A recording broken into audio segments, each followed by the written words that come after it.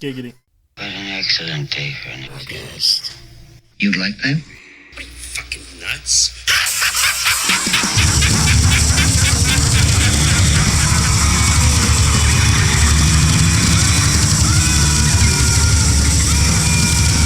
Get that damn screwdriver out of her hand! You listen, you little bitch. You hang up on me again, I'll gut you like a fish, understand? I want you to pray to your God. I want you to pray that he comes and saves you. Do I look like someone who cares what God thinks? Welcome, fellow horror fans, to our little show titled What an Excellent Day for a Podcast. This is episode 12, and we once again thank all of our listeners out there who have taken time out of their busy schedules to give us a listen. Know that we appreciate your support. Now, as we do each time out, join us as we take a stroll down Horror Lane. Round the horn once again, we have my fellow horror nerds, Danny C., Joe T., David, and I am JC. So the time has come, my fellow horror fiends. What time is that, you ask? We are now a handful of days away from our most anticipated horror movie of 2023. You guessed it, Evil Dead Rise is about to be unleashed on the world this coming Friday. You know this group has their tickets already, and we are salivating to see what the latest horde of Deadites have in store for the next round of hapless victims, taking the mayhem out of the cabin and into a city high-rise apartment. While we wait for this latest entry, though, the horror nerds decided to take a look back at one of the better horror franchises to come along. With movies spanning across multiple decades, the Evil Dead franchise is a fun-filled romp full of gore, slapstick, and demon-possessed terror. Now, I usually lead us into the episode with a let's talk some damn horror comment, but oh no, not today. Today I have one fucking word for you all. Groovy. What's going on, guys? What's up, gentlemen? You ready for this movie or what? That was beautiful, man. Oh. That intro made me fucking cry. I know. I fucked it up like 4 times. I got 3 words for you. What's that? I got 3 words for you. What's that? Klaatu. Barada. Nick 2. The Book of the Living. Yeah. Next time. To all the people in the Evil Dead movies, when you see a book that's bound and tied and fucking barbed wire, do not, and I repeat, don't open it. Damn. Don't read it. I'm so glad he said that, because I would have fucking opened it. What are we fucking doing? There's barbed wire around it, too. Yeah. Let's open it. It's on an ECW match. It even says, do not read. Oh, well, let me fucking read. He didn't read, he translated. Here, too. You deserve what comes to you. Deadites, fucking get them. Mia didn't deserve it, though. Aw, poor Jane Levy. She's better than Ash, unpopular opinion. Facts. Yeah, continued from the last episode. Continue our last episode. Yeah, to be continued. I like Mia better Mia's than better. Ash. All right, let's go back a few more. She goes in the bracket next year. Facts. We missed her out on this one. She should have been in there. All that talk of snuffs and Yeah, I'm kind of pissed we overlooked her. Yeah. Fucking Toni Collette. An icon, Toni Collette. She is an icon. She is an icon. Fucking Jamie Lee. Yeah. Jane Levy would have totally beat Linda Blair. Is Jamie Lee overrated, Danny C? I think so. Okay. Damn. That's my opinion. So I would have thought since last week you might have changed his opinion, but nope. So Evil Dead franchise. Let me tell you, the first time I saw Evil Dead was way back in the day, and I actually got the movie back in '83 when it was first released onto VHS. And for anybody that's as old as fuck as I am knows. I was going to say, that sounds early. Yeah, when VHS I figured like 86 it would have came out on video. Yeah, 86. Well, one of those fucking years. But anyway, it was like, it cost my cousin like $59. Right? Because VHSs. It was a premium. They were like, you paid fucking an arm and a leg to get a VHS. I watched that movie till I warped the fucking video cassette. Loved it. OG, baby. It was fun going back and watching the franchise over again, minus Ash vs. Evil Dead. But just to go back, there were some parts of my youth where I remember different parts. I to be honest with you, I haven't seen Army of Darkness probably 30 plus years. That's And a good choice. Yeah, that is. Sorry, but that's a I say it's about 30 It's years old. about 30 years, right? So it's a weekend I trip. think I remember seeing it, different bits and pieces of it. But when it first released onto VHS, grabbing it from the video store. But I remember going to the video store, and I picked up Evil Dead 2 and Sleepaway Camp 3. Brought them back home. Nice. Which one was funnier? Yeah, boy. I'm gonna go with Sleepaway Camp 3, but Evil Dead 2 is quite second. But just going back and watching the originals all over again, and as well as the remake, it was fun, and I really can't wait to see Evil Dead Rise coming up. Yeah, it looks pretty awesome. To me, the youngest one of the crowd, I saw him a little bit later. And then the remake, I actually went to a press screening in Philadelphia. Ooh. And we actually had to put our phones in a paper bag, name tag, staple them, and I got to see it way earlier, and it was amazing. Joe's fucking important. I feel like it. I hope so. You are important. But Did you hear that, Look Kyle? at you. Look at you. I've gone Do the interview recently with to him. rewatch them all, and Army is terrible, honestly. First and second, they're classic. I liked them. They weren't my thing. There was too much comedy, honestly, for me. But I want the brutal, bloody, that's what I like. But let's pause there for a second. Is the first one? Does it have like comedic elements? I really don't think. I never more got than it. any other slasher. I don't think the first one really has a lot of comedy. And a lot of people say it's like, Evil Dead 2 is fucking slapstick. But I don't think the first one was meant to be. No, I don't think it was meant. It's one of those where, you'll see a horror movie and unintentional comedy sometimes. Like, Maybe you'll that's laugh what at a it is. scene that you're not supposed to, and, Yeah, like I said, a lot of the 80s slashers did. They had their. They weren't comedies, but they had their chuckle moments. Yeah. Oh. Yeah. Okay.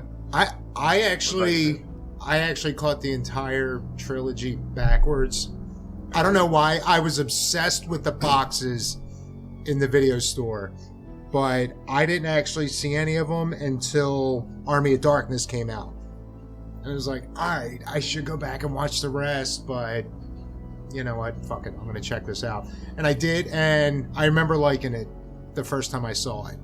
And then it was like years later before I finally sat down to watch part 2. It was like, oh yeah, alright, this is great. A couple years later, I finally sat down and watched the first one. And then it wasn't until much later that I actually decided to watch them all back to back. And it wasn't until then that I made the connection, like, how 2 was... I've made this reference a few times, how it's almost like Zombies Halloween.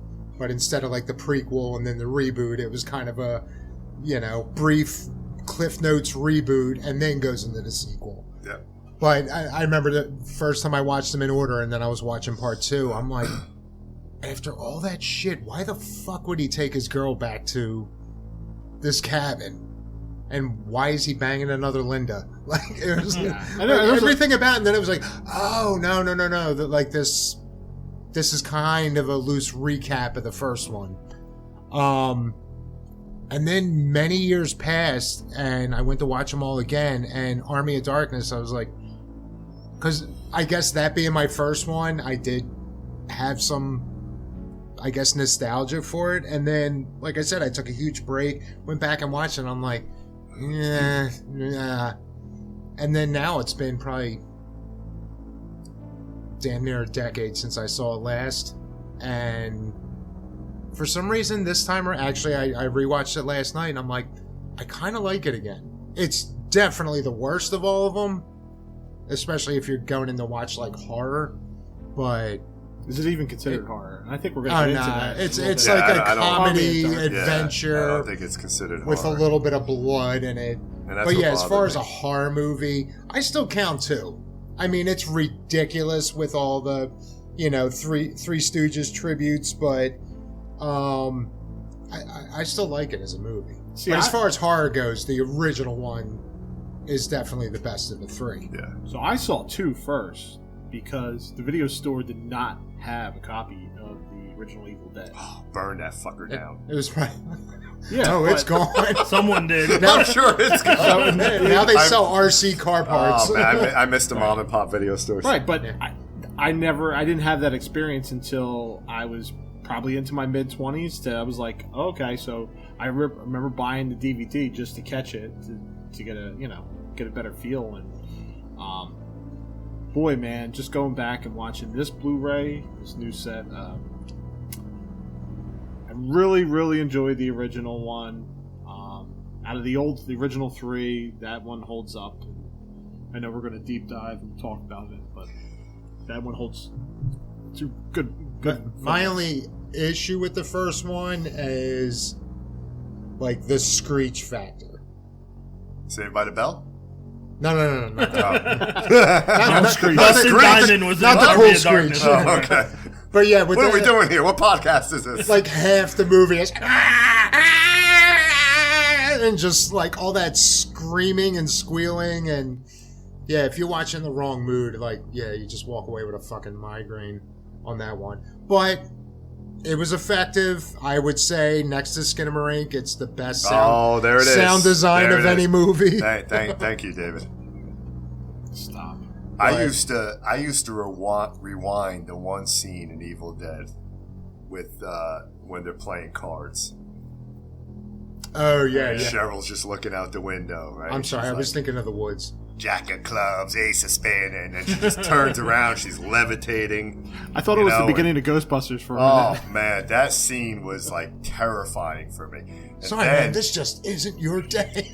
And then after she falls, limp to the ground, the pencil in the ankle scene. That's great. That scene still, I mean, the effect looked fucking amazing. Oh yeah. And still to this day looks Still absolutely great. amazing. Yeah, I mean, there's nothing better. That whole entire scene used to just fuck with my head. I used to rewind it every fucking time. And that was pre-K&B doing the effects. Yeah. Like if they did that one, it would have been, oh, well, of course that looks phenomenal. Well, Tim Sullivan, I think, did the effects. Did you guys ever see the short Within the Woods? Nah, I meant to look it up. Yeah, I watched that for the sake of this, but I still haven't seen it. I saw it, and I think Cheryl's in it. Ash, obviously. I think Ash is the Deadite, though, in this one. So, when was this? When was this Ash done? or Ashley? It was. I think it was made in like 81, something like that. Was it prior to? It was prior. Yeah, it was. It was what allowed them to push that short across different investors to get. And I think they made it over a 3-day weekend. It was like $1,600 that they made it for. Yeah, it was and like that the proof of concept. Exactly. That became Evil Dead. And the Necronomicon book was actually created and used in H.P. Lovecraft stories. I don't know if you guys knew that. That actual prop? It was a fictional book of magic that H.P. Lovecraft created. I thought you meant like so that kind of how it's it was first introduced right in his stories, H.P. Lovecraft, and then they pulled it into the Evil Dead world. Now, when you think Necronomicon, you're not thinking fucking H.P. Lovecraft. You're going right to Evil Dead. Right. So, the Book of the Dead. Now, this last time around, did anybody else know it? I mean, of course, it's a tiny budget indie film, so of course you're going to have all your little flaws and slip-ups and all, but this was... At this point, I've seen the original movie 30, 40 times. When they're first going over the bridge in the beginning, going to the cabin, this is the first time I ever noticed it. Just as you see them, they're looking at the sign, and then they're turning onto the bridge, and they're showing, like as if the car's coming towards you. And then off to the right, there's just a guy hanging out, like just standing next to the bridge. Really? I was like, how did I never? Because it's clear as he's got the denim jacket on, and is it part of the movie, or is it just like is someone from the? Maybe all this time the POV, because you never see what the demonic presence is. Maybe he's the one that's been chasing everyone through the woods. Just like the so chair. I saw that, I'm like, how cabin. the fuck? Because it's with a VHS tape in the cabin. Next time you guys whenever you throw it in again, just look right when they first turn onto the bridge and they show the perspective of the car coming at you, just look off to the right. It's like, boom, right there. Yeah. Like, I'm thinking, wait, I backed it up just to see, like, did someone say they were going to get out and take a piss or something? Like, because it was so obvious. And yeah, that comes down to, you know, looking past you, you're maybe meeting deadlines. Something slips in there, and, you know, it's a talking, it's a conversation piece, right? Yeah. And again, this is at a time where, you know, who's going to notice that? Right. It's not like the you know, who's going to go to the theater and see it a bunch of times? I mean, that's the only way you're going to rewatch it over and over again. At least it's not a Starbucks cup. Yeah, Game of Thrones, right? So Evil Dead introduced a Steadicam, right? That was the was that the first? Actually, it was the anti-Steadicam. Apparently, he was because he wanted to do it, but it wasn't like anywhere near available in the budget. So I think what they said happened was they were kind of purposely going the other way around.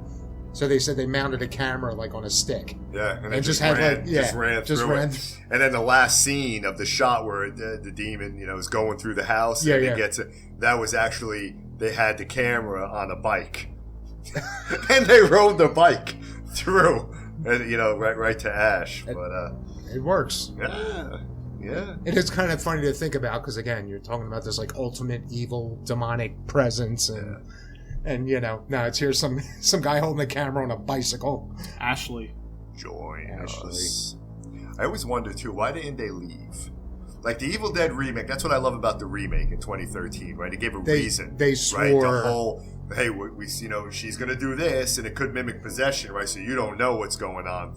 But she's going to try to leave to get out of this. We got to keep her here. So at least you understand why they wouldn't leave. Yeah, this, as soon as that swing stopped, we're out. Yeah, exactly.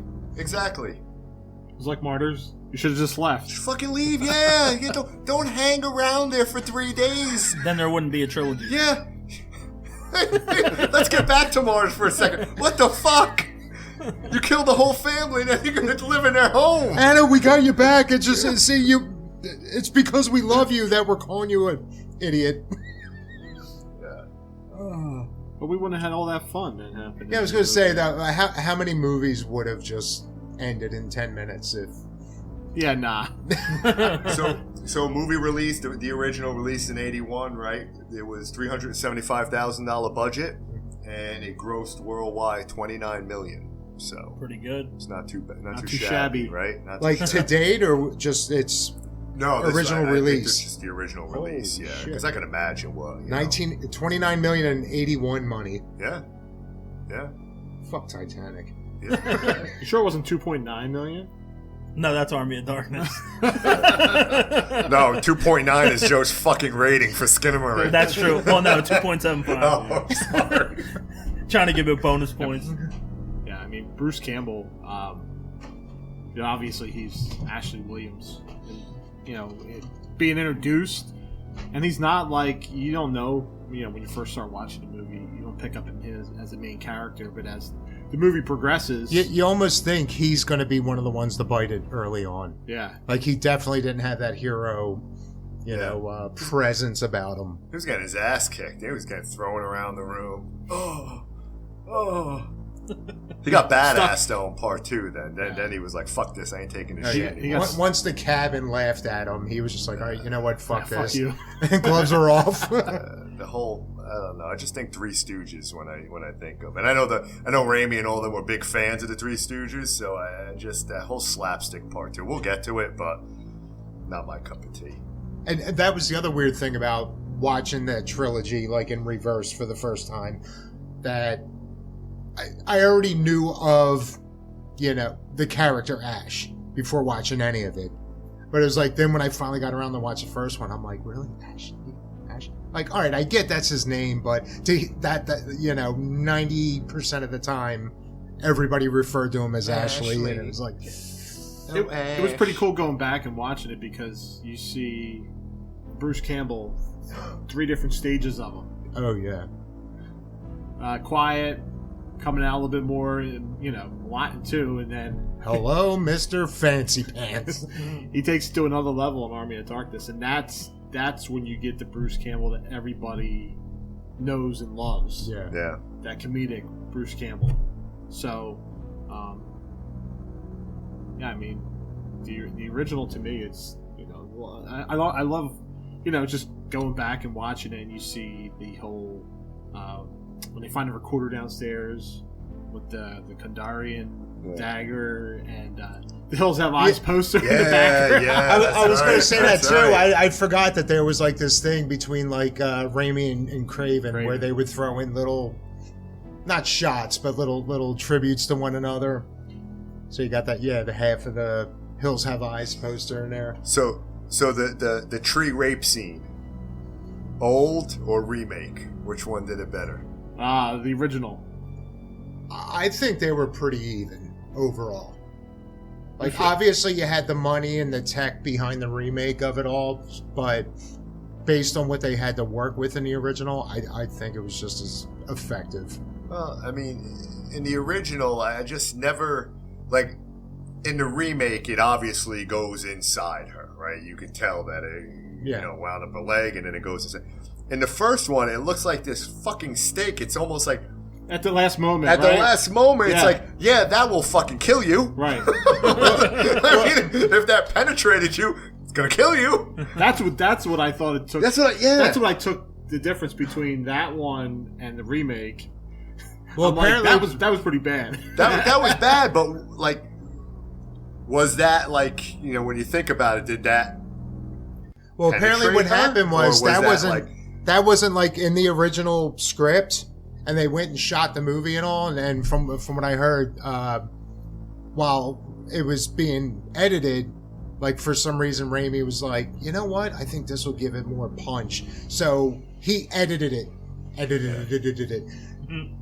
Well, it gave it more punch for that. Yeah, should have came out of the outside for So even drawing a blank on her name, but the actress Ellen Sandwich. Yeah, Sandwich.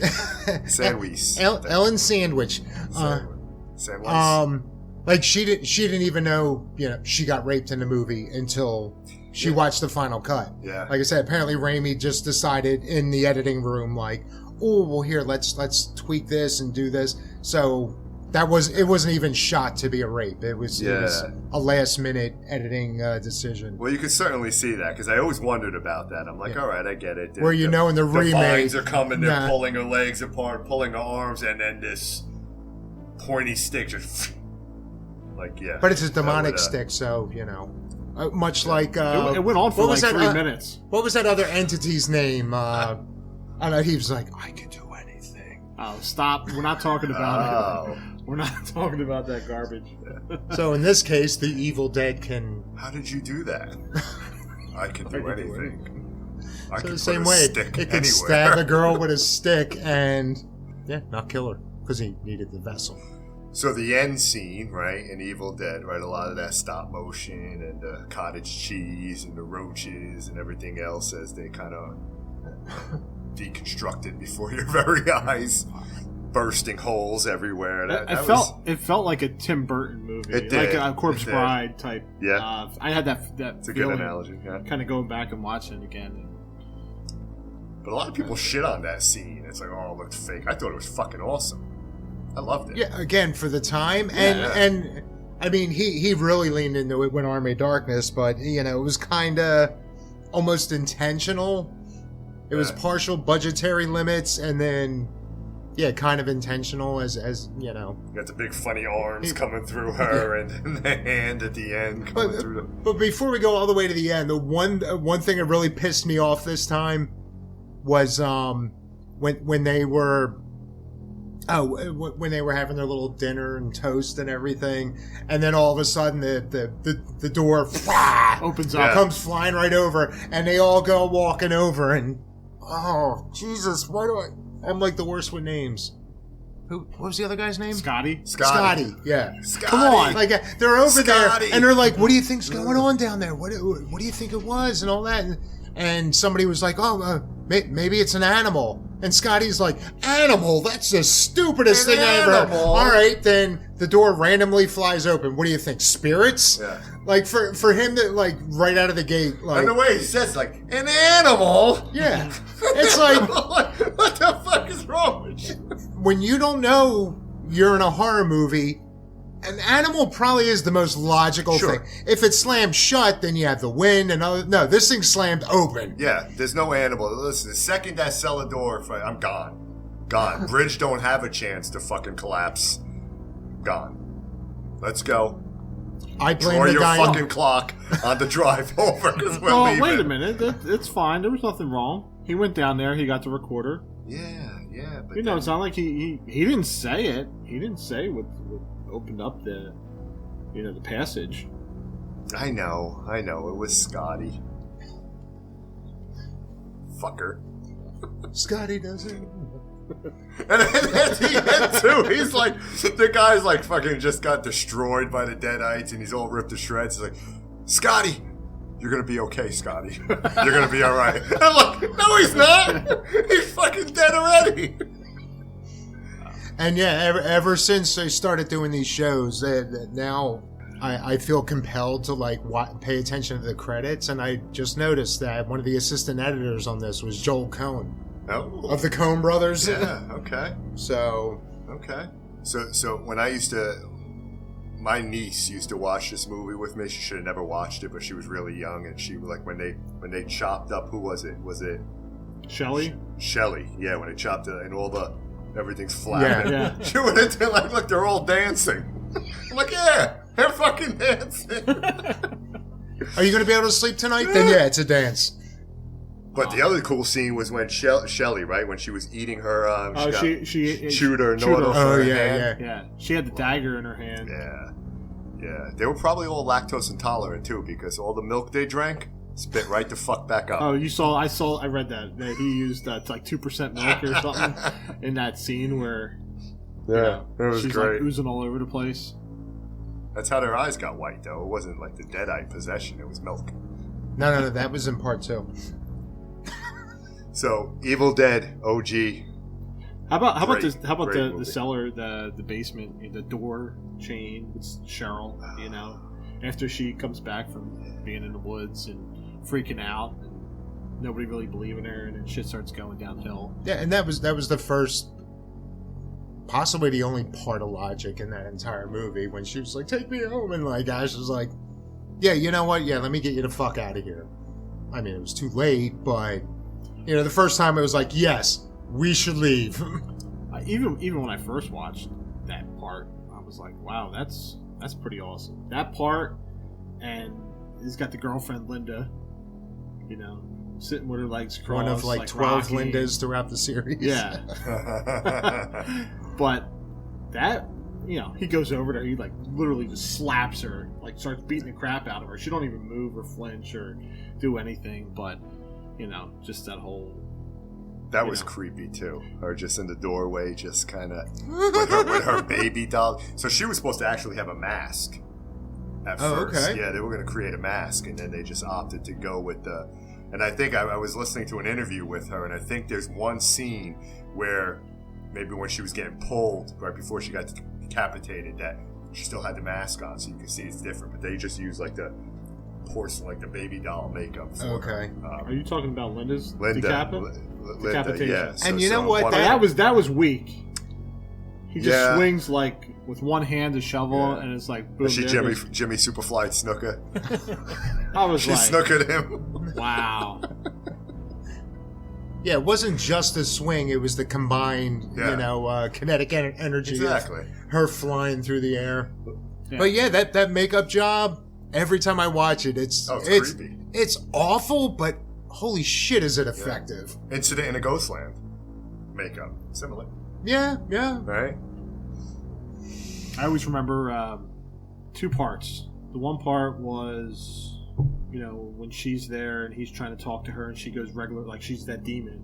And then the Deadite, sorry. And she goes back to speaking her normal voice after Linda's. And it's really eerie. Yeah. Because the violin and the music in here really, I enjoy it. It's on point, and it brings you in, and it builds that suspense. Such a ridiculous movie, but yeah, it kind of hits you in the feels a little bit. Right, and then she's rocking back and forth. He's got the girlfriend. Shut up, Linda. Rocking back and forth, and she starts, Cheryl starts speaking a normal voice, and he goes down low, and then she comes through the floor. That got me in there. And the second one was, when towards the end of the movie, where he's like trying to feel everything out, what's going on. It sort of gets to a little slow point, and he's over by the door, and I can't time it. She breaks through the door, and that's a jump scare for me. But that was the scene where he was again. He's always covered in blood, right? And the pipe, I guess, poured all the blood, and then the screen went on, and that song, ding, ding, ding, ding, ding, ding, ding, ding, ding, and then it gets real slow. Yeah. And that was creepy. Yeah. And maybe it's I've been to the wrong cabins, but especially a cabin out in the middle of the woods. Do they have basements? No. Yeah, no. It's that was one that hit me a few years ago, and I'm like, yeah, but what's the likelihood of a structure like this having a basement? Like, it works. It serves its purpose, but... It was Jason's cabin from the remake, and he built all the underground. And the tunnels came off the... All right. They just borrowed it. You know what? Connects. I'm sold. It all connects. That's where the Deadites go. They have coffee and tea with Jason. I mean, Jason, had the dagger, so... Yeah, that was... but that point, that scene you were saying when Linda's first... Cheryl, when she's in the cellar. And Shelley's like... What happened to her eyes? Oh, Look God. at her eyes. Oh, I fucking love that. Like the angle is cheesy as hell, but again, it works. But yeah, that was like a high good school shot. drama club. Yeah. Oh my God! And like what's his name in Troll 2? Oh my God! Did you just reference Troll 2? Oh, fuck you. Which one? Speaking of Troll, wasn't that the one where all the fucking mushrooms sing? Yeah, well, yeah, they were... Right? Yeah. That's a half repressed memory for me, so... I remember that, it was a pretty good movie, Troll. Harry Potter. It's the greatest, worst movie ever. Yeah. They even made that movie. documentary on it. Holy shit, okay. Back to the Evil Dead. Thank you. So, if you had to grade the first Evil Dead, 1 through 10, what would it be? Around the horn. 7. Yeah, I'd go with a 7. 7? Also. Okay. Danny C? 7.5. Okay. I'll go with 8. I'll go with $1 more. Alright, Evil Dead 2. Sucks. Dead Too by much dawn. comedy. When did they drop that? When the dead lady's dancing around, I lost it. Oh, Henrietta. Yeah. Was it Henrietta? No, it was Linda. Yeah, Linda was dancing. Yeah. No, Linda no, was dancing in the Henrietta was the... She was bones. She was the one in the Ted Raimi. Like fruit Harry, cellar. yeah. Yeah, that was It was Ted Ted. Raimi, yeah. We buried her in the fruit cellar. Dead by Dawn. When did they drop it? I don't know. Because I remember always known as Evil Dead 2, Dead by Dawn. But I feel like in the last 10 or 15 They years, just drop anytime it. there's a reference, it's just Evil Dead 2. Yeah. Because they realized how shitty it sounded. They only referenced it, we were just watching Yeah, it just back. that one scene. No, they kept on mentioning, Dead by Dawn, Dead by Dawn, Dead by Dawn, the Deadites. Yeah, they're like, Dead by Dawn. Get the fuck out of here. So, I didn't realize that they restart the movie Evil Dead 2 comes out. So this is 5 years. Yeah. Picks up Whatever. exactly where It first all well, left. For the most part. For the most They part. cliff noted it.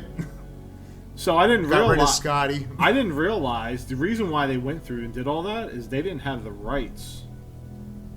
The production company wouldn't give them the rights to use the original one. They were going to have it on its own because remember, Meaning when for flashbacks and all right? that. So they had they couldn't use the original flashbacks.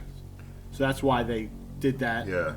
whole revisit Scotty just with don't. Linda though. And just get you up to speed on everything. Yes. But didn't it start where the demon hits Ash, he flies into the puddle, and then he gets up and he's Yeah. Deadite, Oh, and it then opens up. That's how it opens. They, right? they get to the thing. They flirt a little bit. She goes off to her room to get dressed. Boom! Through the window, possessed. Oh, okay. Yep. Okay. Yeah. Yeah. So that yeah, happens a little bit down the line, and then he goes to what did he say? His work shed.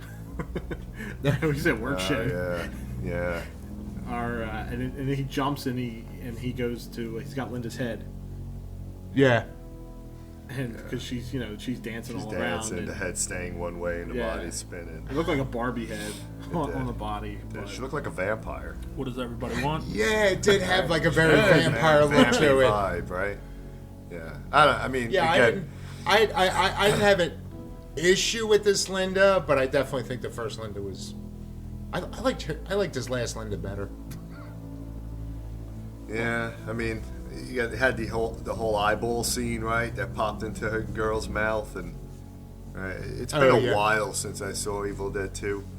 Again, for me, I know it's great and everybody loves it and everybody appreciates that it was kind of the whole comedic, but I that was the reason why I didn't really care for it too much, because I agree. I want my Evil Dead fucking lean, mean, And bloody. brutal. Exactly. I don't want to laugh at it. And that's the only concern I have with Evil Dead Rise, because a lot of people are saying it's a combination of both, right? So I think there's going to be some dark humor in there, and I hope it's just through, some of the things that the people say and all that you find it humorous, and it's not like outright Evil Dead 2 type of humor. I I have want to see heard a fucking deer's head like bobbing up and down on the fucking When I watch this again, two things come to my mind. Pee-wee's Playhouse. Large Marge.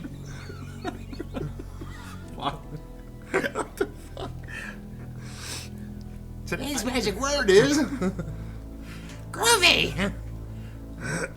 Tim Burton's Beetlejuice around the same time, and I've Got My Mind Set on You by George Harrison, the music video. So when I go back and I watch this, a lot of that just the movie itself just pops a lot of that. And I know I referenced Tim Burton before in the first one at the end, like the corpse bride, like when they're all dissolving at that the whole end, claymation effect. when they burn the Necronomicon and they start, basically the claymation effect. Yeah, a lot of this movie is kind of what I get, and I kind of don't appreciate a lot of the movie the way I did a long time ago, and I was a lot younger.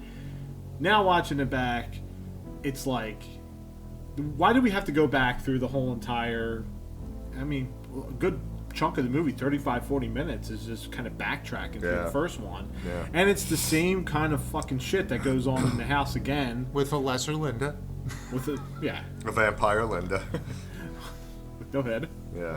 But that was a cool scene when he took her into the shed, and then here comes the body with the chainsaw. He went to go look for the chainsaw, put the head in the vice. And yet, all these times watching, I was like, "Oh God, that is some horrible puppetry, and Potpourri. again, that was the worst potpourri ever."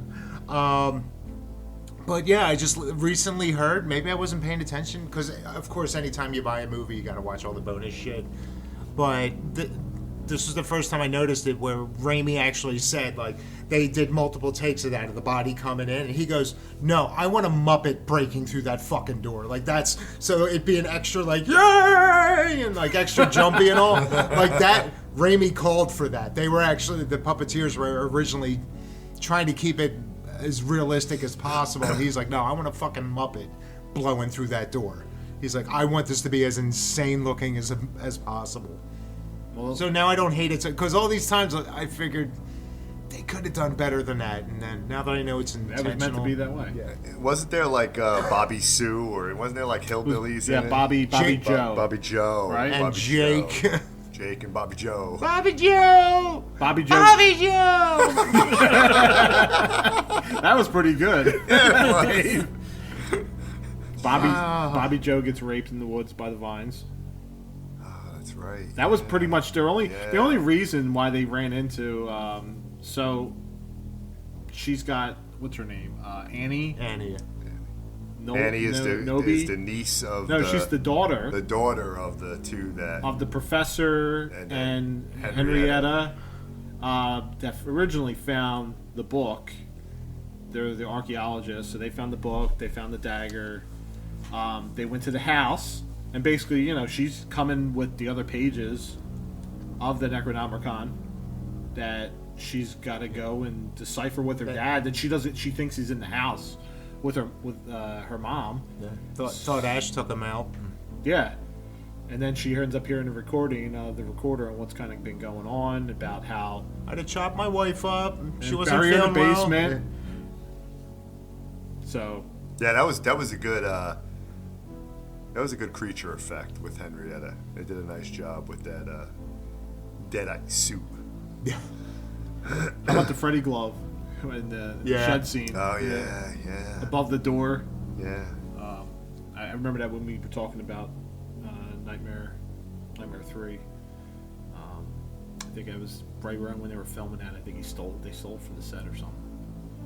So all right. in the Raimi movie in '87. So it wasn't like they got like a prop or whatever. That stole was it. Freddy's glove. Yeah, that was Freddy's glove that they stole and they used and put it in the movie. So I mean, that was kind of the first movie where he wasn't really using it as much anymore. yeah.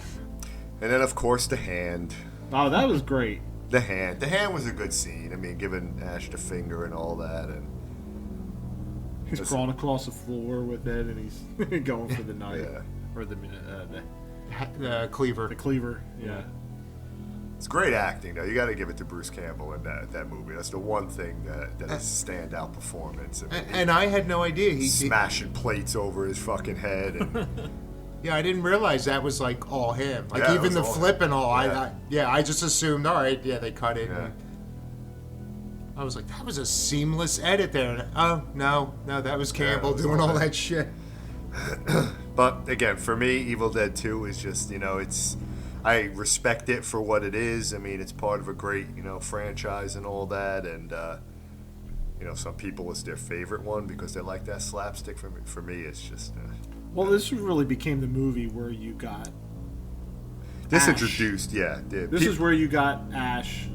Everybody knows with the shotgun, with the chainsaw. This was the transition of what he was to become. And this probably led people to the original Evil Dead. Yeah. Right? Seeing this, like, oh, okay, let me watch the original and see what that's about. And that's totally different. Ash was totally different. Yeah, Ash was just a normal guy. Yeah. He's got his ass kicked all the time. Yeah, He was stuck under a bookshelf half the movie. Exactly. Yeah, the first one, he was barely a final girl. Yeah. Like this one, he did become the hero, and then He was a Deadite too. yeah. He turned and then he turned back, and I liked it because they introduced the book, and we're gonna get into the remake, but in the remake they had the book and they kind of went through the different stages of what's going on. This is where it kind of started, where they started staging out different parts of it. Yeah. And then you see what's going on. Oh, there's a time warp, and then they show, You find out in the 1300s there was this prophecy of this hero with a weird weapon on his arm and how brown corduroy pants. Yeah. And he was shirt. he was meant to be there, and he ends up traveling. He didn't want to travel back. He was kind of forced, and and went back into time and Went back to the department store. 1300. Well, that's an Army of Darkness, but he went back to 1300 AD from when they just had found the Necronomicon book. So they went back and it was a lot of comedy, too much comedy that I'm used to dealing with a horror movie. I'm not hating it, but it definitely there's a difference between it was an in between, because if you watch Army of Darkness, you know exactly what you're getting. You're getting comedy. These two, you're getting comedy and horror a little bit, and then one, you're getting more horror than anything. I'm trying to remember how people received that movie back then. Fans of the Evil Dead, right? When you watch that, I mean, for me, when I saw it in the movie, I was kind of disappointed with it because I was looking for the first one. I was looking for, okay, this is going to be another balls to the wall horror movie, played straight, and then I'm watching, that. I mean, it was alright. It was played straight to. Yeah, exactly. It was. Well, they were, like I said, Raimi and all that. They were huge Three Stooges fans, so I think they kind of incorporated some of that in here. How would we grade this one? Can I go first? Absolutely, Denny C. I'm like a 6, maybe a 5.5, 6. Okay. That's kind of where I'm at with it. I kind of enjoyed more towards the end of it. I really didn't care for the beginning because I think they just 35, 40 minutes of shit that we already went through in the first one. It's the same house, same premise, same shit going on. Got it to the destination. Like, I was just curious, what was his thinking of when he released it this way? Because there's 5 years, really 5-6 years between the movies, them coming out. Did he anticipate doing Army of Darkness that way? And he obviously it was great because of the way it ended. 2 is where he picks up an Army of Darkness. But, there is a flow between the 3 movies, but I think one of the things I liked about the series in general is that they do all work as standalone movies. Yep. Like in 2, they give you just enough from the first one. Is like, okay, you don't need the first one to do this. And obviously with Army of Darkness, again, you got the crash courses to get everything up to date, but you didn't need to watch any of the previous 4. What would you grade it now that you're Babbling? you're chatting? I'll go 6.75. Oh, okay. So it seems like I definitely like it more than anyone else here, but I like the first one just a little more, and I do agree that maybe not gone scarier with this one, but at least made it bloodier, and I think that would have made up for the comedy in it. But I don't mind the comedy. Like I just enjoyed it as a fun movie for what it was. Sure. But I definitely like the first one a little better. Okay. Joe? Yeah, I'd give it like a 5. A little too much comedy for me. I enjoyed the first one more. I mean, we'll get into Army of Darkness because I really don't like that one, but I just wish it could have been brutal. Yeah. I'm right there with you, Joe. I'm at a 5. Again, for all the reasons I said. I mean, I respect it for what it is. It did introduce, I think, a whole new wave of fans to the Evil Dead franchise. But again, it was just way too much comedy for me. It was the gateway Evil Dead movie. Yeah, exactly. And I mean, I would even argue to say, again, I know there was a lot of good effects. I think, who did it? Was it Mark Shostrom, or I forget who did the effects for 2? For 2.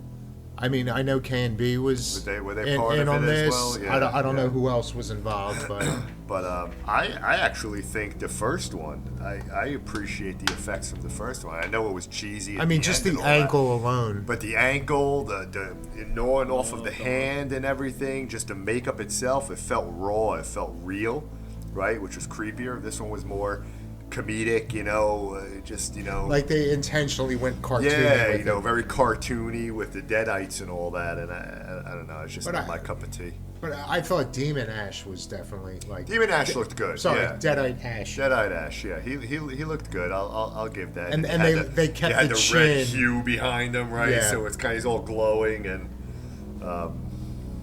yeah, for me, give me the first one to watch all day long over part 2. This was the first 1 and 2, only 2 movies to have the Kandarian dagger.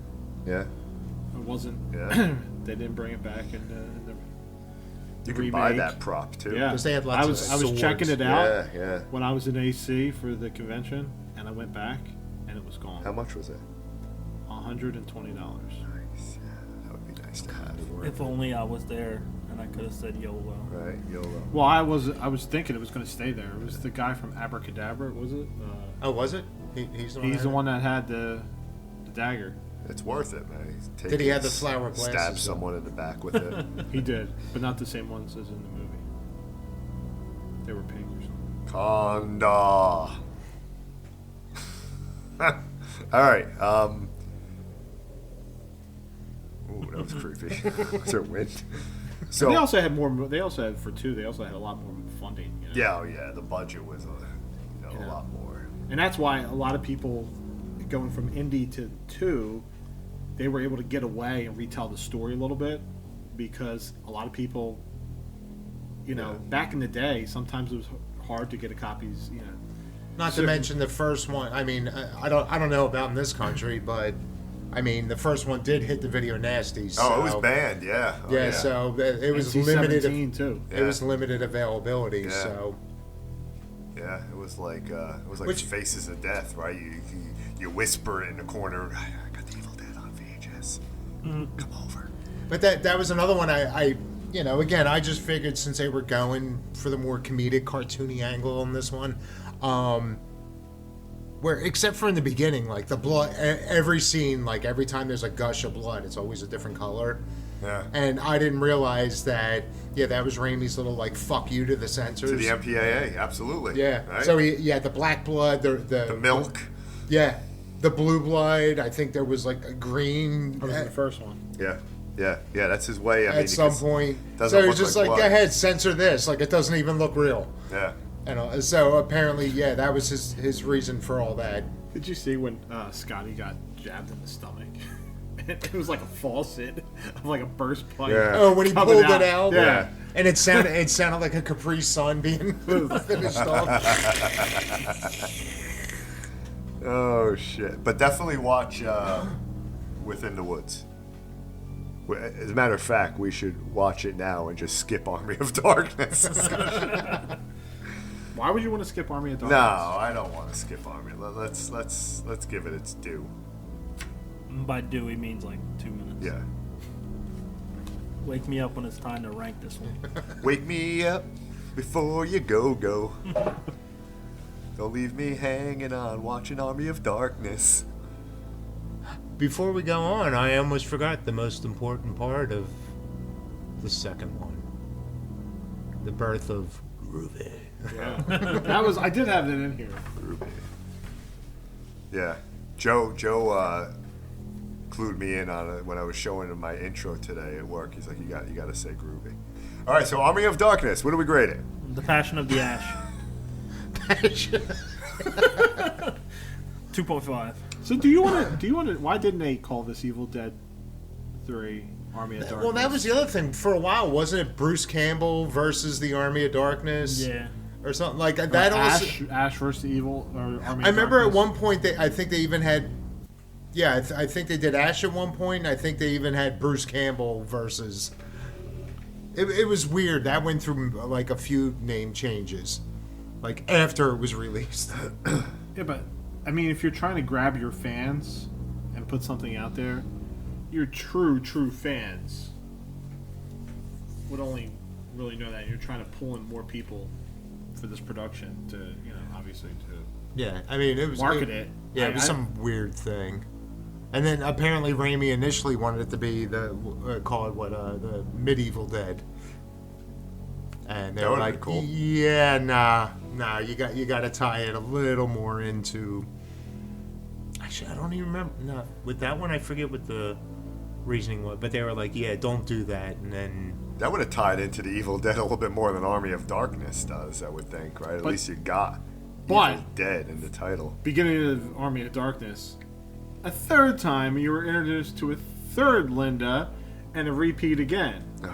Played by Bridget Fonda. Yeah. Really? Yeah. Oh shit. She played Linda in the beginning. Huh. For her Fucking brief Lake Placid. 3 seconds. Lake Placid. Lake Placid. I gotta go watch it now. Well, no. I gotta go check out just Bridget Fonda. I can't do that. All of about less than a minute. When we start hosting like live events and things like that, we're gonna do back-to-back Army of Darkness and Skinamarink. Oh shit! I'll be sleeping.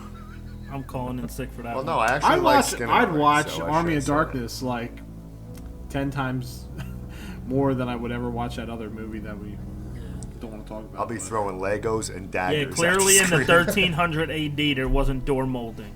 It's true. Yeah, but there was rock formation. Yes. there were shoelaces untied. There was that rock formation for a bit. In this castle. Yeah. So did he? I'm assuming that he had his plan, but I mean, why? Like, you got them doing Evil Dead 2. Why didn't you just, within a year or two, just pump this out? I don't know what the weight was behind it, but it was nice that he picked up right kind of where the second one ended, and he jumped right into that. So. Oh yeah, I mean, again, like all three movies, there is a flow from one to the other. I mean, the movies themselves are drastic changes from the previous, but as far as overall storyline, you cut out the little recap in each one, and it does almost work as one continuing flowing movie over the span of. But yeah, I don't remember what I do know once it was done, and I guess it probably went to like festivals or something, but yeah, from the time it was like absolutely complete, yeah, it ended up like sitting for, I forget what the reasoning was, but it sat for like a year before it got the full. So like the movie's credited as being 92, but it wasn't in theaters till 93. But as far as why he waited so much between them, I think it was just one of those, like, I don't know if he planned on jumping right into that, and just one day it's like, I want to go back and continue on this. I want to make Darkman. Darkness. Oh, that's right. He did do Darkman. Yeah. But this is another one. Like it's definitely not horror, but I had fun with it. And like I said, last time I watched it, I'm like, I think I might be done with this one. And I almost didn't rewatch it even for this. And then last night I just figured, what, fuck it, I'll throw it in. And God bless you. I kind of enjoyed it again. I thought I was watching Robin Hood Men in Tights. No, Robin Hood was funnier. It's been probably 20 plus years since I've seen this one, and best decision you ever made. I don't know if I can. Again, there was a Honey I Shrunk the Kids moments in it as well. The way they filmed. Oh yeah, the Gulliver's Travel. Yeah. But this is the birth of the boomstick. Yes. Yeah. Yeah, it is. It is. I don't hate it. I know it's not everybody what they wanted it. Like I said, it's been 30 years probably since I saw it. It kind of sets him up because this is the Bruce Campbell that we all know, and that comedic piece to it. So I take that with it, knowing that I take it better now than I did then. Let's just put it that way. I do feel this is the most quoted Ash of the whole series. Yeah. Because again, the other movies, the first one, there wasn't anything particularly quotable. The second one, his most memorable parts were the physical aspect of it. Like this is, like anybody I ever hear outside of Groovy quote him, it's always something out of this. I think this movie killed the Deadite so much that they waited 20 years to make another Evil Dead. It was that bad. It's like, we need to run away from this one for a bit. So Ash versus Evil Ash. Yeah. That battle was a little long-winded. Yeah. See, this time around, because I feel like I remember that. Are you talking about the end or when they were out in the woods? No, at the end, not in the woods. Oh, okay. Yeah, because even in the woods, for some reason, I always remember that feeling longer. And it was what, like, as soon as Evil Ash was fully spawned, it was what, like a minute? Yeah. But yeah, the ending was a little more drawn out. But if it's any consolation, I did hear that, Bruce Campbell was not a fan of "Give me some sugar, baby." Apparently, Raimi just came up with that, like, I guess it popped into his head right before they shot that scene. He's like, what, Bruce, say that. And he's like, why? Like, the way it was explained, I just pictured, chasing Amy. Snoochie boochies. Who the fuck talks like that? I just feel like that was the kind of exchange that went. He was just like, why would I say that? He's like, no, it'll be funny. And apparently to this day, he was like, yeah, it's fucking cool. I liked it when Evil Ash is in the ground, and he's above him with a shovel and dirt. And he's like, what's that on your face? And he's like, huh? And he throws dirt on his face. I'll be back. I'll be back, and I'm gonna get you. And, hey, you got something on your face? Yeah, like those. I don't know. I just enjoyed the one-liners in this. Again, not as a horror movie, but it was just a good time. And one I never really picked up on before was in the beginning. I think when he was talking to Henry, he's like spinach chin. He called him spinach chin. Oh. It's like, how did I never notice? A lot more comedy. Oh yeah, it was again a comedy action film. You got the 3 Necronomicon books. You got the where you got the super duper chin. The spawn of the mini ashes. Yep. 3.5. I was gonna say, I feel like I had more to say about this one. Smart 3.5 also. Although I did go I have with something to say about this one. 3.5. Although, again, it's been so long since I watched this one, and again, having to watch all the extra stuff and all, watching the alternate ending. Anybody else catch that? I remember seeing it before, but I completely forgot what it was. But the whole idea with this was, they tell him how to get back to his time, and they give him this potion, and they said you have to take 6 drops of this, and then you have to say the words, and say them the right way this time. And you see him, he goes off into like a cave, into the car, which I guess they fixed up enough for him to bring back. And you see him, and he goes, 1, 2, 3, 4, 5. What was that? 5, 6.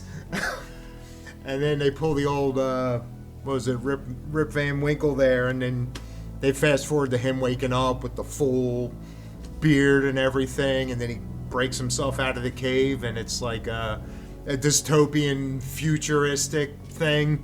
And when I saw that, I was like, wait a second, let me go. And I went back and double-checked. That's basically how they ended the series, the Ash vs. Evil Dead. The last episode of that. So I thought that was really cool that they got to go back and kind of use that ending where he overslept a little bit and ends up in the future. And actually, I think just yesterday I heard that they did sign up. They are doing a season 4 now, but it's going to be animated. Wow. I would have liked it if he just clicked his heels and said, "There's no place like home." They might go with it on this one. And then fucking Toto runs into the scene. I might have gave it a 4.6. No, that was called Oz the Wonderful and the Great. Right? Wasn't that Raimi too? Probably. Oz the Powerful and the Great. Yeah. Oh yeah, Oz the Great and Powerful. Yeah. That was pretty good. It was kind of like Clicked his heels, he's there. Yeah, it was a good So, time. maybe we'll bring all that. I hope so. Wear some red fucking heels, Ash. Let's go. Ride your bike with the basket, like E.T. I'll get you my little pretty and your little soul too. Did we? Let's move on to the real shit. Wait, did we grade it? We did. We did. You guys didn't yet. Joe and I have been grading it since we started talking about it. I give it a 5.5, 6. Where I was. Same where I was. You know what? Yeah, I'll go with a 5.5. Okay. All right. I enjoy it for what it is, but apparently, as long as I don't watch it more than once every 5 to 10 years, then They're good. I'm still good with it. So this next one, this was the unpopular opinion, right, that I threw out there, that Evil Dead, the remake, 2013, is the best one out of them all. Yeah, it is, according to IMDb, Rotten Yeah. Tomatoes, which is surprising that this is the lowest one. Because to me, I won't just say it's way better than the original, but it's very much better than the original. Yeah. It's They took the concept and they went full horror. Yeah. they went full horror. It's And brutal. I loved every second of the it. gore is fucking amazing in 2013. I mean, just Mia, just fucking creeping out, the fucking razor blade with the tongue. So many fucking great Yeah, that scenes was awesome. in the remake. They did keep true to some of it. It did. Although this was a case of, who was it? Eric? Was he the dumbass? Yeah, he was like a Scot, right? He was kind of the Scot. Well, Scotty. he was more like nerdy and all, but yeah, He was the Scotty of the. He opened a book and recited. Yeah. Yeah, Dumbass. and the first page he opened up Barbed to, wire. do not read. That's what I'm saying. I don't. There's fucking barbed wire on it. Like, Let's cut it. yeah. They were bored. They had nothing to do there except try to get me. Except that under- junkie bitch whining in the corner. They're trying to get her addiction under control. And Jane Levy played an awesome fucking she was Mia, great. man. She was great. Yeah, and again, watching like the behind the scenes shit on that, like yeah, she took a beating. Yeah. Yeah. It sounded like she went through like borderline like Shelley Duvall in The Shining. Like had a few moments like she wasn't even sure she wanted to go on, but to me that just made not only her but made the character that much more badass. And kudos to her for ripping her own hand off, man, trying to get out from underneath that car. Kudos to you, Mia. Do what you gotta do to survive. Suck it, Franco. They made it look good, too. Yeah, it did. It was a stretch snap. Oh, God, it was great. And, like, they show it, and you start to see it pull away, and then they show it again, and you can tell. It's, like, setting you up, and then finally it just... Yeah. And then the blood ran, everything. There's so much blood in that final fight. It was awesome. Like I said, all that was missing was Slayer. Yeah. But the scene with the kitchen knife, the electric kitchen knife, in which she takes her arm the carving knife, and then she's walking out, and the shit is just dangling by a thin piece of skin, man. She turns around. She turns around it from the refrigerator, and it's like dangling. Oh God, it was great. It was great. and it just plop. Like all of them, because you keep thinking about, again, like you go with the whole, chained in the basement angle of Mia and all that, but like all of those, I guess, kills were amazing. Yeah, they all got Even in the up. bathroom, right when she was shredding her face. And Was you that could Olivia? hear it. Yeah. Yeah, you could hear it, right? And just oh God. Didn't he hit the toilet like really hard, right? Yeah. He or the sink or something. Yeah. But even that was nasty. and then when she was coming at him, man, just went full on what's his name in Saw, just with the lid, just blah, blah, blah, and they come walking in. He just turned her head into pudding, and he's just like, she attacked me. Yeah. And I love how, like, when they first get possessed, they just stop right in their tracks, right? Like, just dead in their tracks. She starts urinating, and you're fucked. Yeah. Yeah, and the whole vomit in the face thing, like vomiting blood.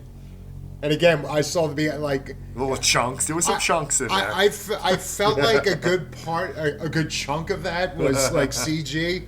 Now, when I saw that, when they shot that, like, and then even afterwards, they're like, "Oh my God, we're so sorry. Are you okay?" And she was just like, "Yeah, it was pretty cool." Now, obviously, they're unaware, but once she gets thrown up on, why wouldn't you throw her down with Mia? Like, you put Mia down there, but then you leave her up here. Yeah. And, I mean, you have to have an idea, considering the way this is playing That out. is Like, contagious. she's going to be fucking next. Well, I think part of it, Joe. I think part of it was they were still processing, because this was the first sign that it wasn't just a junkie trying to talk her way out. Like that was the first moment where they realized, so it was just in the heat of the moment, like booted her down there, and it's like, all right, we got to figure out what the hell's going on, because nobody saw anything happen to her. She went out in the woods and all that, and came in, the woods attacked me, and they were just like, yeah, all right. Yeah, need another hit. Like halfway, 3/4 through the movie, he's just sitting there explaining every single thing he saw in the book. Is every single thing that's happened so far. It's like, he's like, oh shit. And then Mia in the shower with the hot water and just fucking boiling her face, just like blisters, man. Oh God, I fucking love this. The fucking when nail gun. Olivia and Eric with the fucking needle. It's almost like Evil Dead Rise, right? Evil Dead Rise looks like it's got a little needle in the eye action going. Yeah, and then you see after the attack, like when he finally gets her down, and he's just there, and they show the close up of him just pulling it out of his eye. Yeah. Like the effects on this were, Yeah. Outstanding. Cringe-inducing. They were Outstanding. so good. No comedy whatsoever. No. This is a real situation, real, Brutal. Yeah. You got a junkie you're trying to get clean. David's trying to help his sister get clean with the help of her friends, and it kind of plays off like, is she really tripping right now, or is there something really going on? It makes it seem more viable in a situation, which I loved. I would definitely rank it above. I like how they brought the necklace in to this one, right, And she was between sitting on David the and car. Mia. Yeah. She was sitting And on he was the just like, Impala. it's supposed to give you like good juju or And that whatever. was the Ash and Linda. Yeah. It's a good nod. Same nod. You know, I thought you didn't believe in any of that. Yeah, but you do. You know, To me, that was a sweet little kid. It didn't come off that way, but it was like you knew what he meant. He was having trouble, like being vulnerable with her. Vulnerable. The one creepy scene was when he buries her, right? To Yeah. try to cure her. And she's got that bag over her head, and she's got that Deadite fucking smile, and she's just breathing heavy right then- with the bag. And then she I was came like- back for a moment. David. Yeah. Like, please help me, get me out of here. And yeah. And to me, that's just a brilliant thing of the whole series in general, of just this random. Because again, if you put yourself in the movie, you have no prior experience with any of this. So all you know is there's something really fucked up going on with these people. And then you have those moments of they become normal again. And Well, it's they like, fuck with you. and That's yeah, the great thing and- about it. But They're- in they're universe, torturing you don't know that you're being fucked with. It's just like, all right, maybe they're okay. And it's like, with each movie, there's, again, no real prior experience. Yeah.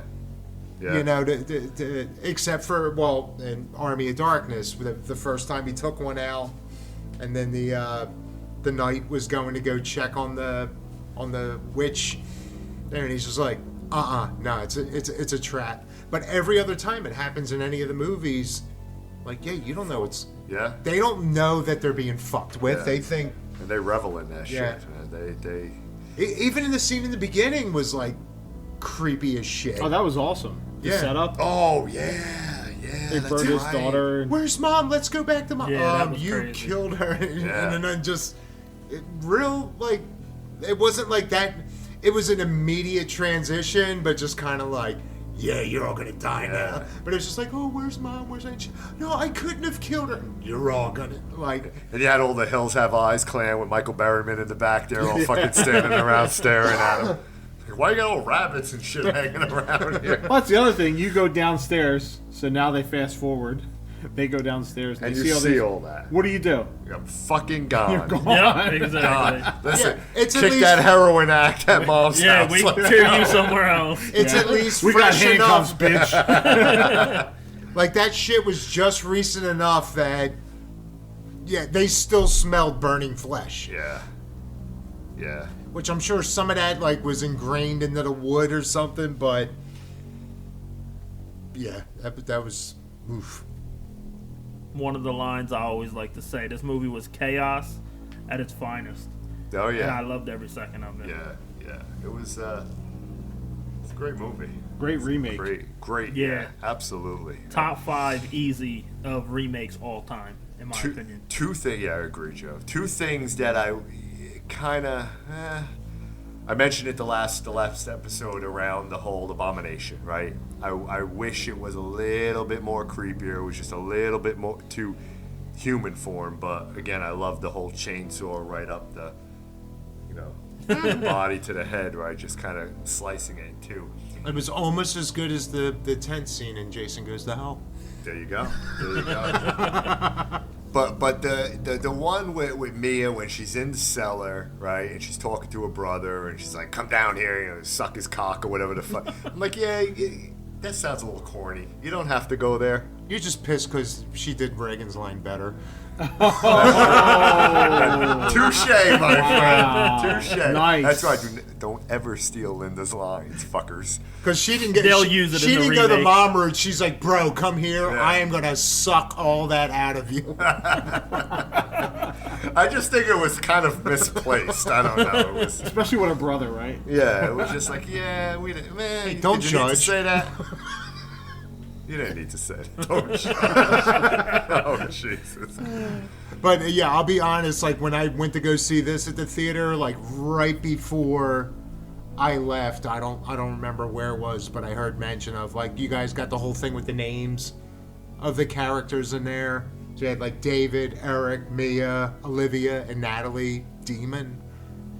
Like their initials Oh, yeah. spell out. Oh, wow. And I heard that. I didn't even put the two. I didn't put that together. I don't know if I would have, but like I said, I don't know if it was something on TV talking about the movie just coming in. But somewhere I heard a reference to that, and I was, ooh, if this is what they're pitching at the moment, like, God, I hope there's something more than just a fancy choice of names in this. And yeah, I walked out quite happy. Yeah. I'm sorry, Danny. Go ahead. No, go ahead. I was gonna say the other scene that was cringe-inducing was when she was in the wall, and the abomination was with the machete, and the machete catches the right top of to her knee. Yeah, right in her knee. I'm like, oh, yeah. that fucking hurt. Yeah, that one hurt. Yeah, like every stab, puncture, cut, like everything in this, you just felt it. Yeah. Every single one of them. It did an amazing job with this. To your point, it's one of the best remakes. I mean, I wouldn't say it's, the thing for me, right, is probably the best remake, but this one is right up there. Man. This, I hope that Evil Dead Rise is just as brutal as 2013. Do you think changing directors makes sense? I know Sam Raimi's executive and producer been in the remake and Yeah, so well I as mean, Evil Dead he's got a Rise. hand in all. He has a of it. hand in it, but V.D. Alvarez did a really good job with the Did an amazing remake. job, yeah. Now you have Lee Cronin. And I didn't see Lee Cronin, so a lot of people talk about The Hole in the Ground. I didn't see that one yet.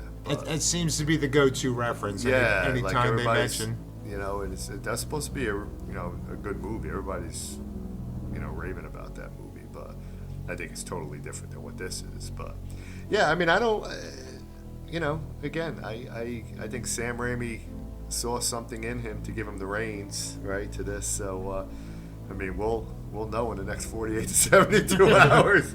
But I think that from every review that I heard of Evil Dead Rise, and all spoiler free, and I'm just kind of trying to take the pulse of what people are just fucking saying. This movie is just a shit. This is fucking an amazing movie, bloodier than 2013. Some were even saying scarier. But then they always throw that comedic element into it. That's the one thing that's concerning me. I hope they don't go down the path too far with getting comedy in there.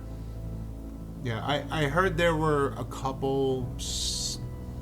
For the most part, it sounds like they're saying subtle Easter eggs from the rest of the series.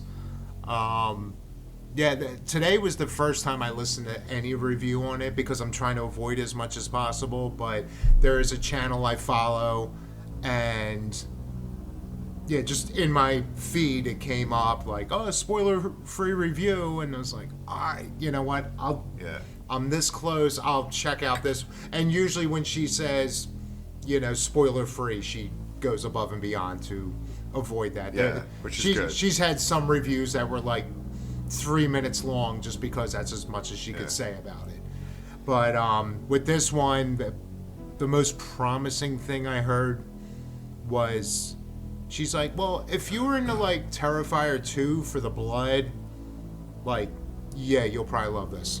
Yeah. So that was a big Which thing. which YouTube is that? Spooky Astronauts. I just watched a review this morning on a drive in. Yep. Yeah, she went to see. I think she's from Australia. She's Yeah. on that channel. Yeah, she's pretty good. And I mean, some of this more Spooky Astronaut. Yeah, I check out her channel a lot. Yeah, some of the like more extreme things that I've recently, like in the last year or two, gotten introduced to. It was like, through her. Yeah. No, she's good. I think I saw her. She did an unpopular opinion. Before we did last week's episode, I think I caught that on YouTube. I was telling Joe, check out, there's a YouTube channel, Hail to the Deadites. I did watch it a couple months ago. So and they did a really nice job. Credit to That was the one following like the fandom. Yeah. But they also just did an interview with the director Lee Cronin. So okay. they did an amazing job. For a channel that's just starting out, and to land an interview with him, and the dude did a really great job.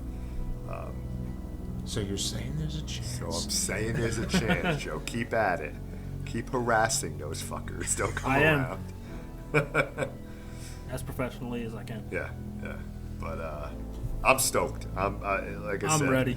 I'm ready for this movie, man. I'm counting down. I'm going Thursday at 7:00. Flying solo, so no distractions. I don't even think I'm going to take my phone in. I was going to say, it depends on what kind of crowd is there. That's the whole thing, right? Because typically on these advanced screening, like a day before, you're going to get a jam-packed crowd. You're going to get a lot of people. Now, they say see this movie with a lot of people because that's the fun in it, right? To kind of see it in a packed theater. Just as long as it's not the overly chatty kids. That's exactly, right? Well, this is a hard R, right? So. This is a hard R, yeah. And again, I like the whole interaction. Like, again, when I saw Paranormal Activity, when I was saying I went to midnight screening at NYC, the place was packed, and it was just like, the best fucking theater experience because everybody was just fucking into it. Yelling at the screen and clapping and cheering. It was just a cool environment to be in. But yeah, I'm ready. Yeah, I had a similar experience on opening night. I caught a 10 o'clock showing of Tusk. Okay. And me and the other 3 people in the theater were laughing our balls off. That was a very weird movie. Yeah, it was. You know what? The more I watch it, the more I really appreciate it. I definitely don't hate it. It's just a very weird movie. I think someone asked the question, can you make him now not a walrus? Can you turn him back into a human? How many times can Justin Long get fucked up in a movie? Yeah, he takes... Yeah, right? Especially in horror. Yes. Yeah. He's like 0 for 7 in horror. Actually, I think Creepers, Barbarian, Tusk. He gets fucked up. I was going to say, that's recently become a meme. They're just like, never hang out with Justin Long in a horror movie, and it shows like everything he's been and his fates. Yeah, so. But yeah, I'm pretty psyched. Let's rate this one, the remake. Go ahead, Joe. Kick us off. I'll give it an 8. Definitely my favorite of the franchise. All brutality, blood, and Jane Levy was amazing. It was her first movie role. Yeah, she was incredible. Really? Yeah. Because she was doing like a TV show, right? Wasn't she doing some type of show before that? And then obviously she went into Don't Breathe. And yeah. Yeah, I can't wait for Evil Dead Rise. I agree. I'm same with you. I give it an 8. I graded right above the original, the first one, the OG in 81, followed by 2, and then Army of Darkness. Yeah. That's how I There's like 6 or 7 steps, and then Army of Darkness. Yeah. But yeah. And I like Jane Levy too. I don't know, something about her. What about you, JC? Because she has that whole innocent, like almost girl next door. Like she seems like a troubled, kid. You really want, you feel for her enough. You actually want to help her out and all, and then just becomes like this ultimate badass by the end of it. Yeah. I'm gonna go with a 9. I'm gonna go with a solid 9. That's strong. It is. It's a strong movie for me. Like I said, the rewatch on Evil Dead 2013 is like, if it's on, I'm watching it, and I'll usually have it in the background. I love the unrated version.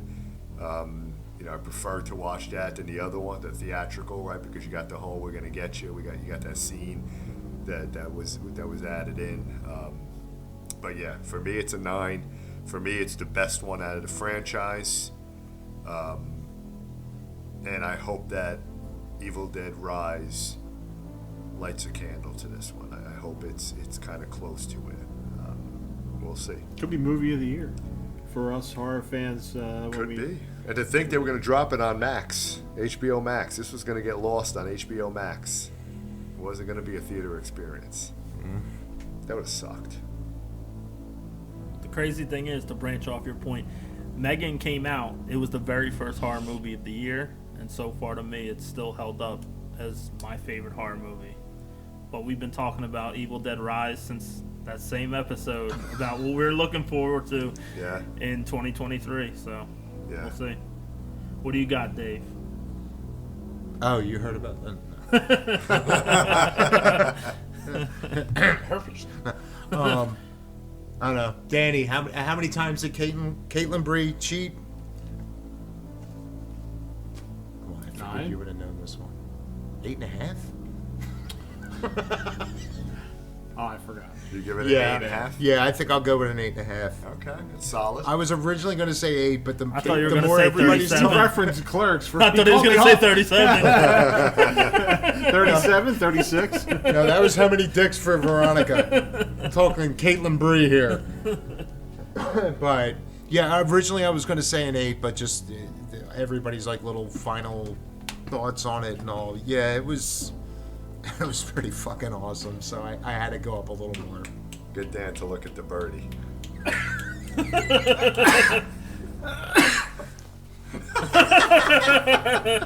when I used to call for a joke, my mom used to do that. She would snap her fingers, look up at the birdie. I'm like, yeah. Dave, okay. go ahead and re-edit that again. Go ahead, Joe. Ask Dave what he asked. What do you rate it? What do you got, Dave? No, I think you started. I mean, he got a lot of it in before you. Yeah, 37 dicks, Veronica. We got one. No, I'm rolling with the original take. 38. All right, so for our listeners, Wait, right, do we count the one with Dante and Clerks 3? Does that add to the number? Wow.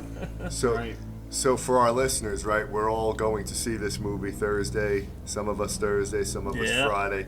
We plan on doing a little special episode We're going to have coffee talk. Yeah, we're going to have some coffee and some Cheerios in the morning on Saturday, have the cartoons in the background. And we're going to talk. We're going to give instant reaction, right? Yeah. To Evil Dead Rise, what we thought about it.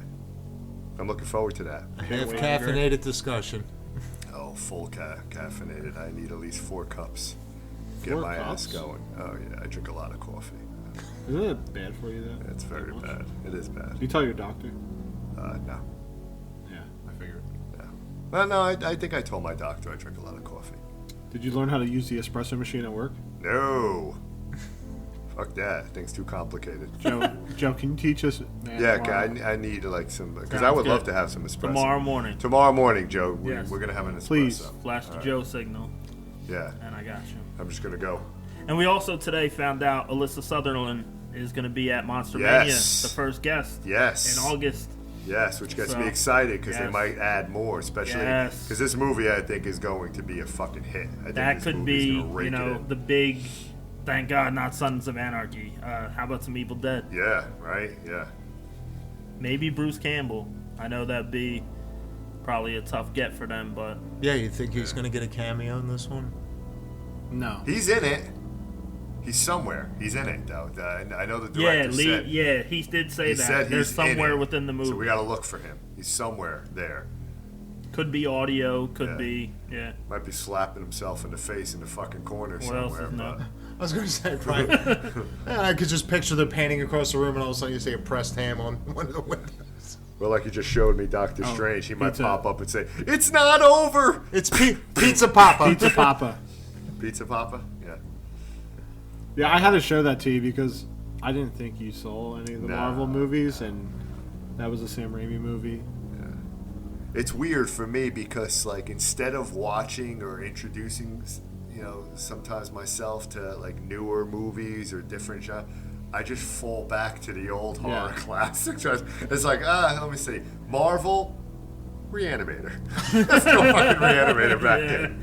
I mean, that is true. Like, I sat through. No, it's not really Reanimator. It's fucking Lake Mungo. Oh my god. God. Oh, well, I was hey, in my room Dave, in help me Atlanta out down by here, myself, Dave. and I'm going to watch Lake Mungo again. Lake Mungo is a great Wow. fucking movie, man. That's your choices. To be honest with me. Well, listen, Lake Okay. Mungo, yeah, that's Who rewatch. killed Alice Palmer? It's a rewatch, yeah, you know. My God. Hey, it's a good mockumentary, and it's got a sense of dread. It's got a little creep, right? It's a little ghost story. It's God, I was banging the neighbors. yeah. I mean, The she swinger was- neighbors. She was in with the Joe swinger T, do I neighbors. need to watch this or just leave it alone? Watch what? Like Mungo. Fuck no. All right, thanks. So wait, you're talking shit about it and you still haven't I seen know. it? I what saw. the I listened. I hell? put it on for like 5 minutes, and I'm like, yeah, I can't do it. 5 minutes. Dude, the credits are barely over. 5 minutes. Oh, and Evil Dead Rise, I heard, is gonna have like a I think there's like an early kill scene or something cool's gonna happen to kick it off, almost like 2013. I don't know what that is, but I keep Unlike hearing Lake that there's- Mungo, where you gotta wait an hour and 20 to get anything. Lake Mungo What is was slow. it? It's a slow burn. Don't you believe in building up suspense? build up to tension? They Yeah. build You up to a remember, cell phone picture. Conjuring. Video. Conjuring 3. Conjuring And 3, show yes. respect. The It was devil- probably an old Devil Devil Made Me Made Do Me It. Yeah. Like the first 10 minutes was great, Yeah, and the rest of the movie sucked. and the rest of the movie. Wait, sucked. which one? Conjuring 3, Devil Made Me Do It. Yeah, I So the new trailer for Insidious is dropping. I Probably think going to be it's- I think it's attached to tomorrow. Evil Dead Rise. I then. think, yeah, it'll I'm probably gonna- be attached. But I'm it's- not going to watch the I want to see it in the theater on the big screen. So, and What's that that, one's going to be 6? 6, and it's Patrick Wilson. So, and the Lambert family is coming back. They're going to tie it all together. So, all the original cast members from the first Insidious is going back to the farther. It was the Faja. The Maja and the Faja. The Faja. The Faja. The Faja. Faja, can you hear me? Where's our son? He's in the Faja. He has to come out. Oh, How about no, you about freaky no? Dutch bastard? How about no? Daddy didn't love me. we were talking about Scotty earlier. Daddy didn't love me. There's a Scotty Dave and I know, and I wrote that down when we were talking. Fruitcake Scotty. Yeah, Fruitcake Scotty. Is he still a millionaire? Fruitcake Scotty. Did he take over the I have the Pratt Empire? no. There was a guy named Scotty we worked with. He was a relative. Like a third or fourth cousin third or fourth something? cousin, and we were doing floors the one year. So Dave was introduced to him starting with like a couple months prior to us coming on, myself and my cousin Andrew for the summer. And sorry, they'll probably get us some shit and all. Picture Stephen King with Down syndrome. That's what this. just to give you a visual idea. So is that why you think he's overrated? No. Wow. Hey, I thought that before I knew Scotty. Stephen King called Evil Dead one of the most ferociously original horror films or something like that. So he helped kickstart that Right. movie with his review. Yeah. Yeah. But yeah, this Alright. kid was he was overly yeah. You remember the one morning he came in and he was like, I didn't sleep last night. There was supposed to be some big party going on at the strip club. Was it a strip club or was it a regular club? No, I think it was a strip club. He heard about this big party event going on at this place, and he got there like a half hour before they opened up. And then it was probably, like midnight before he realized, I'm still the only one in this parking lot. Oh, jeez. And, He was a pain in the ass. So when we he was an started for awfully the summer, confident dude. yeah, we started for the summer, and then we were working with Dave, and we were like, "Dude, who the fuck is this?" Like, he's like, "I don't know. It's like a third or fourth cousin." And I was like, He shares blood with us. but his name was Scotty, and we were just like, Scotty Dome. Scotty Dome, exactly. No. Every time he touched something, Scotty don't.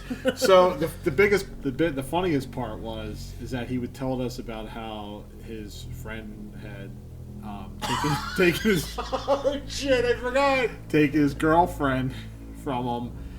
Right, Dave? Am I getting this right? Yeah, he was dating this girl, but in hindsight, she might have been like a George Glass.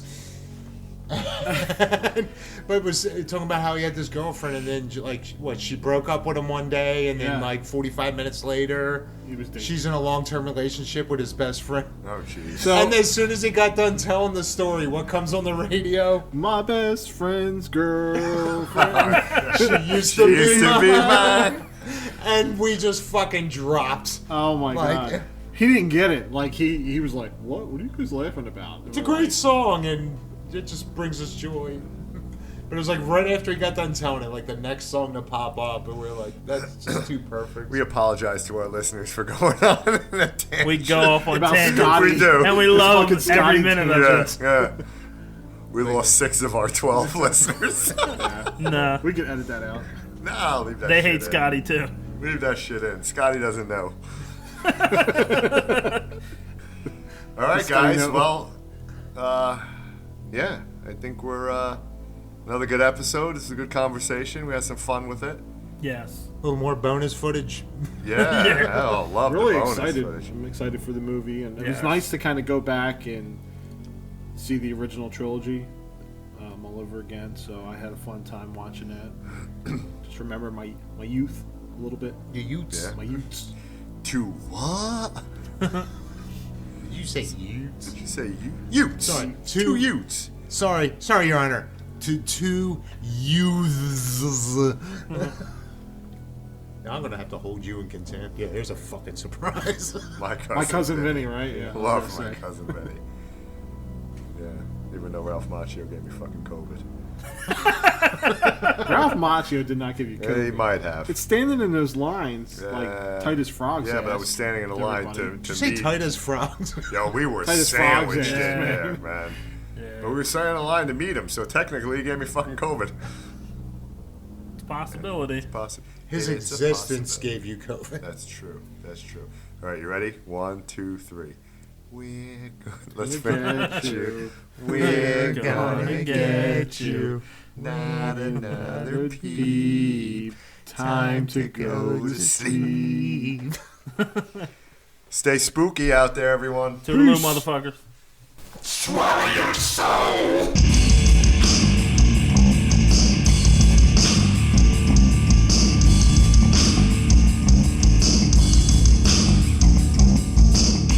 Listening to What an Excellent Day for a Podcast. Check out our entire catalog on excellentday4apodcast.com. Also on Spotify, Apple, Amazon, Audible, and everywhere else you listen to podcasts. Have a question? Email us at excellentday4apodcast@gmail.com. Follow us, engage, and share all our socials. Twitter at excellentday4a. And search us on Facebook and YouTube at What an Excellent Day for a Podcast. Stay spooky. And thanks for listening, fuckers.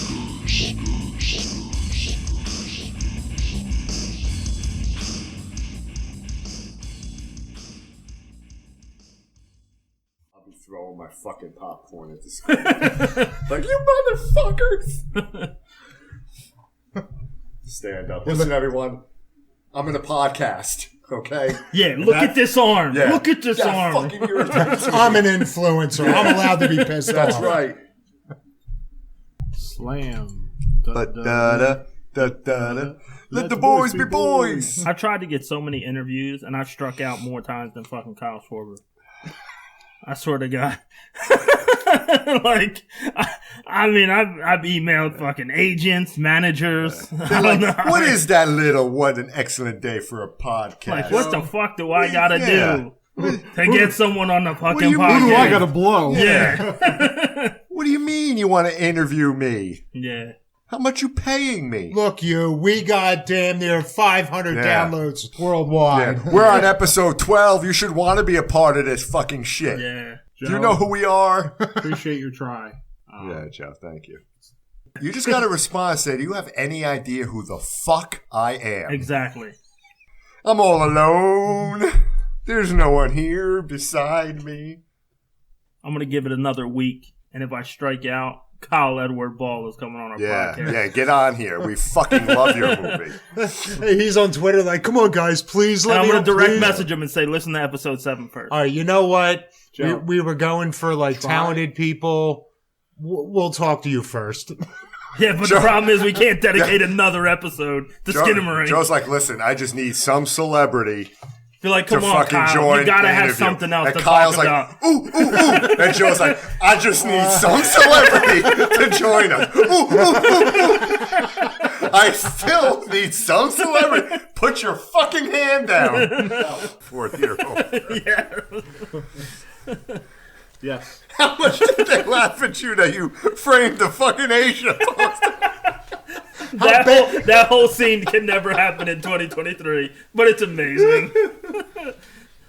How bad did they laugh at you at the frame shop? Oh, They didn't laugh at me. it's like a bag of sand. Yes. Oh, fuck. All right. Are you a fucking idiot? Do you want me to be a fucking idiot? Yeah. And then she made Cocaine Bear. Yeah.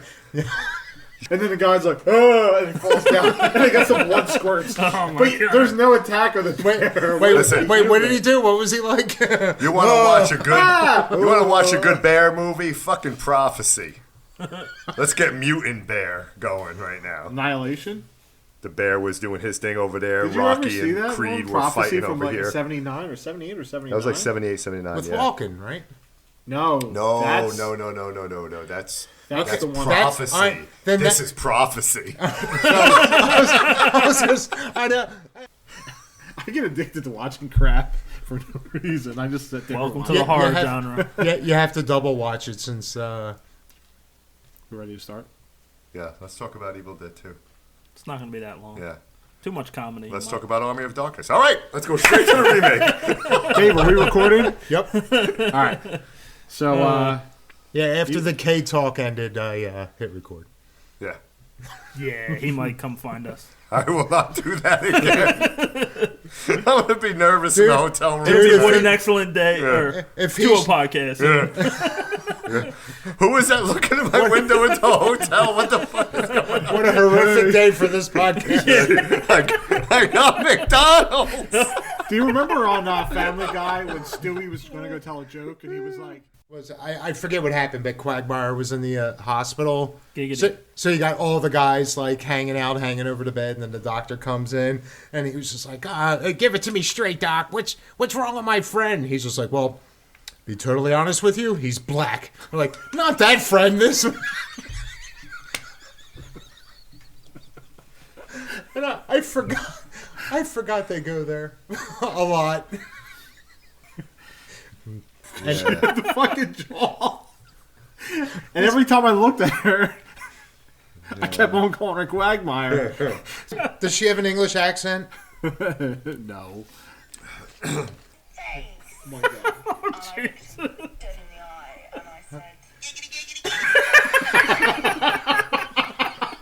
And I looked him dead in the eyes. That's horrible. Oh, my God. In honor of Evil Dead 2, we're making jokes. Yeah. This is fucking slapstick for us. Exactly. Right We now. would be in meetings and I would be like, giggity, giggity. Oh, shit. Hey, ladies, I don't want to come in between you. Or do I? Oh, God. Oh my God, it almost came out of my nose. Holy shit.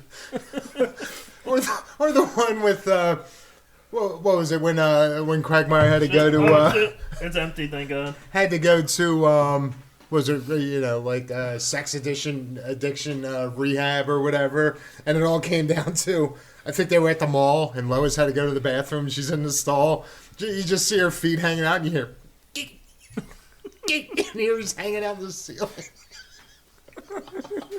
She's like looking around like, what was that? I guess it was nothing. Geek.